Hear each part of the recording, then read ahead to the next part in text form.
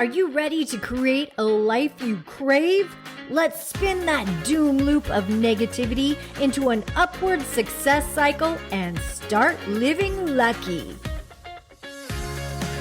Good morning. I'm Jana. I'm Jason. And we are living lucky. You are too. It's election week. Da, da, da, da, da, da, da, da, da, da, da, da, da, da. Is that going to be at the inauguration? Are you That's the my- trumpet player? It's my inauguration. There's electricity in the air. There is energy all around us, and you have to be under a rock if you don't feel it. Yeah. Every time we turn on the news, every time we open any kind of social media, Anytime we open the mailbox. internet, you drive out in your neighborhood, you see signs, you go down the road and people are campaigning. You see the stickers on people's shirts that said, I vetoed. And with that, there's always two sides, at least two sides, there's usually more, of how you can perceive what is happening. I'm a winner or I'm a loser. Now, let's just put this in easy terms. Let's put this in a baseball game. I mean, baseball's been happening too, but let's put it in a baseball game. There's a winner and there is someone who doesn't win. Now, how do we perceive those circumstances? For the person that doesn't win, how do they use that energy to benefit them? Because there's usually there's a couple different paths that person can take. They can either say, I'm quitting baseball. Yeah. Life sucks. Life sucks. I'm This is never not going my to win. sport. I'm never going to be good enough. Baseball has not been good to me. They start forming this story in their head, a narrative of why they lost. It usually has to do with blame, shame, embarrassment, not feeling like they did their part, guilt in a way. There's a lot of lower vibrations that you can go into when you lose, or there are those select few that say, you know what? This only motivates me to get out and work harder for next year. And let's look at the data and let's pivot. Let's find what is the piece so that next year I can come and I can win. Yeah, and what they don't typically do, because I'm not saying it hasn't happened, but what they don't typically do is go fight the other team at the end of the game.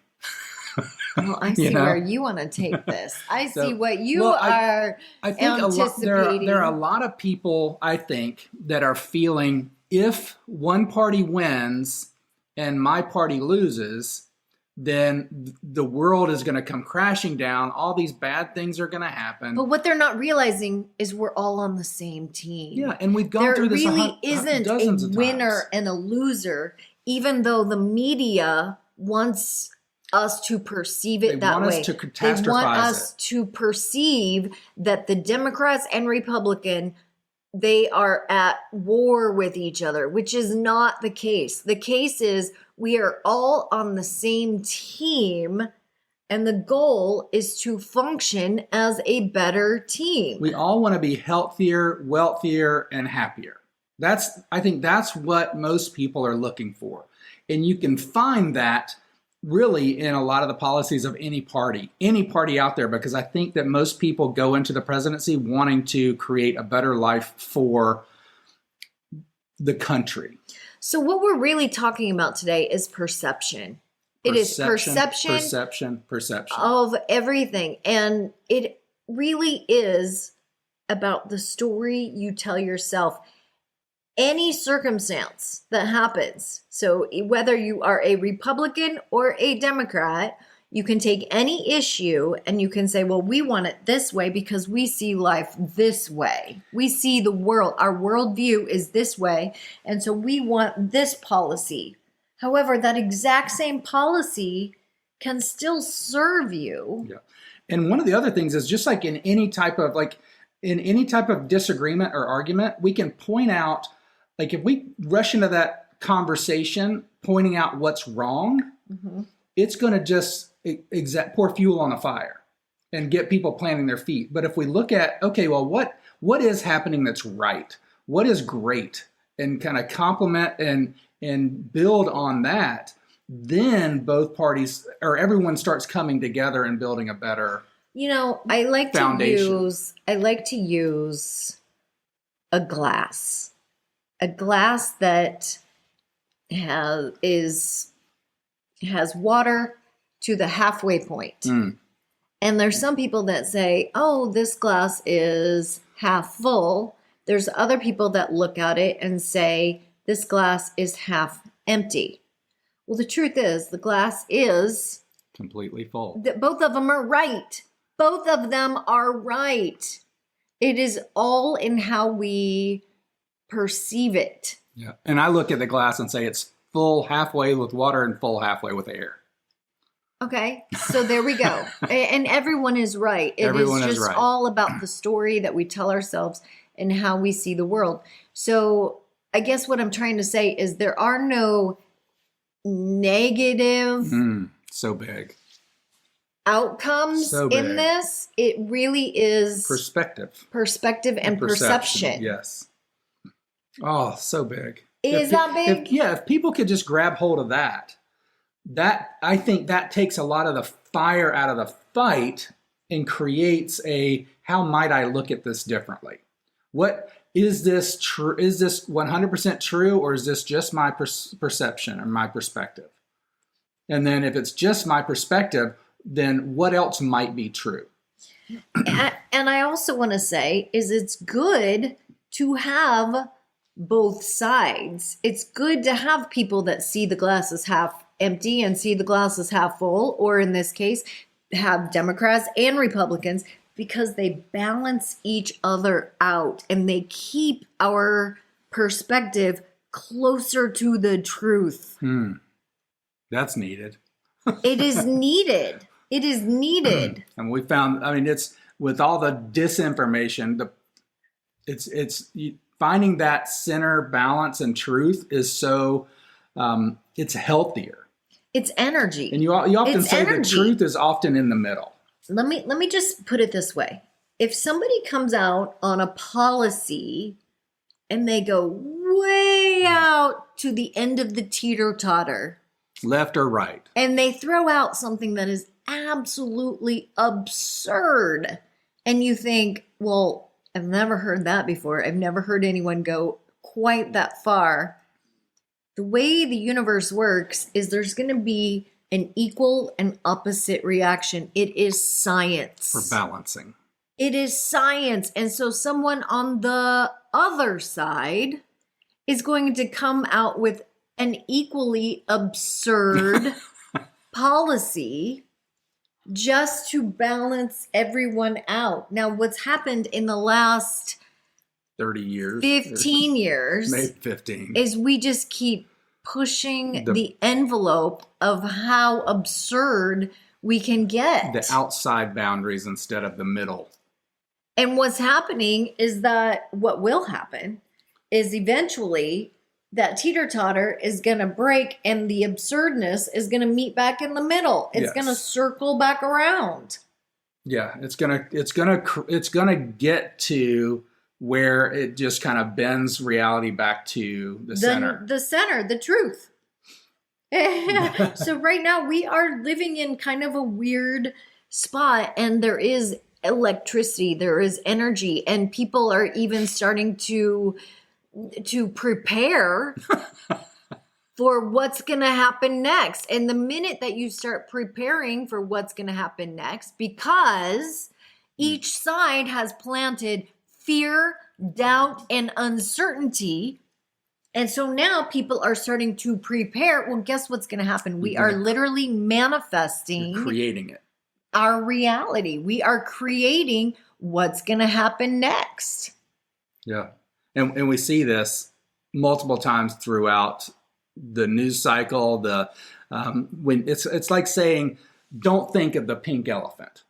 Well, immediately you're going to start thinking of the pink elephant. So when you start preparing for worst case scenario, doomsday, all this, you're going to create that environment, that thought process in your mind, and start finding those elements in the world that you live in. Yes. So then it's going to be like, I told you this would happen. Yes. Well, But we created it. manifested it together by creating all of always this doubt find what and we're fear. looking for. Yes. You will always find what you're looking for. I mean, when people start saying that there's election fraud, that there's election discourse, that's exactly what's going to happen, because now we have created we put the thought and we've put the feeling with the thought. So big. And then what comes next? The action. The action that makes the creation, because everything happens in the now and is created here, and then we kind of live into it. Now, what people don't realize is they are creating in a downward spiral. They are creating in a downward spiral. What is so great about the realization of what's happening, if you zoom out and you go, oh, life is but a dream and we are creating it. Mm.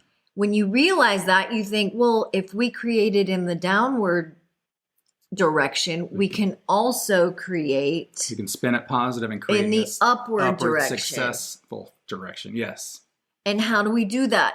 Thoughts, feelings and action. It is very complex. I understand this. I know this because I live it. I also know this from personal experience. I know this from personal experience. In my own life and my own circumstances of life, I got halfway through my life and I started to perceive them as negative. This is happening to me. And you say it's complex. And then one day I realized, wait a minute, I'm the one creating this. Oh, and that's where, when you realize you're the one creating it, that's where you have this awareness of your own personal power and agency.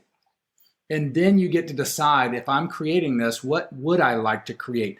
One of the problems is when we talk about people find what they're looking for, a lot of times we don't take the time to sit down and think, what am I looking for? I know what I don't want. And so we're finding all these things that we don't want because we haven't clearly identified and labeled what is it that we want. And that's what's happening with the news and the media and this election. Is it depends which news station you're listening to, but they are literally every single story, and it is designed like this, of telling people what you don't want. Because the news knows what the news wants is ratings. And with you want ratings, what do? You create fear, uncertainty, chaos. If you don't do this, if you don't have that, if you don't feel this way, and X happens, Y is going to be a result. And so that generates exactly what the news wants, which is the ratings. And we're buying into it. Like most of America is like shelling out their time, energy, money, resources to feed the ratings of the news cycle.